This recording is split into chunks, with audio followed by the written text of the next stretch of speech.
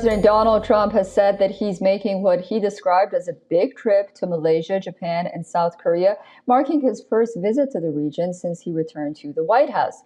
His first stop is Malaysia for the October 26th to 28th summit of the Association of Southeast Asian Nations, ASEAN, a grouping U.S. president has skipped several times in his first term. Kuala Lumpur was being seen as a possible venue for his meeting with Indian Prime Minister Narendra Modi amid trade-related strains and bilateral ties, but Prime Minister Modi, in a telephone conversation with his Malaysian counterpart, Anwar Ibrahim, has said that he would be attending deliberations virtually. The U.S. leader may, however, meet Brazilian counterpart Lula da Silva on the sidelines of the summit to improve ties after months of tensions.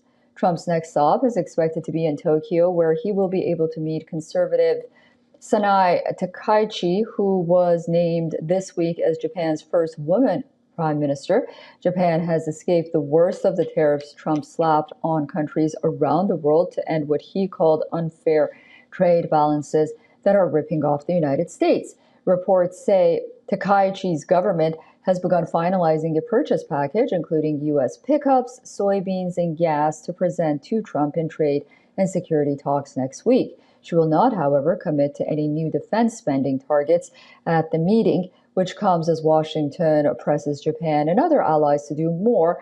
But the climax of the trip is expected to be in South Korea, where Trump is due to arrive on the 29th of October for the Asia-Pacific Economic Cooperation APEC summit and potentially meet Xi Jinping of China. Trump initially threatened to cancel the meeting and impose fresh tariffs before saying that he would go ahead after all, but he added on Tuesday that still maybe it won't happen.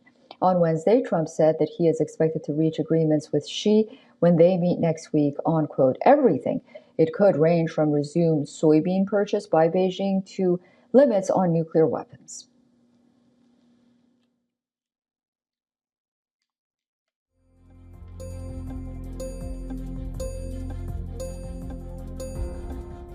China is actually third by a long way, but they'll be even within 4 or 5 years. Too many. And we are talking about de-escalation that's already being talked about. And I think we'll probably add China into the mix.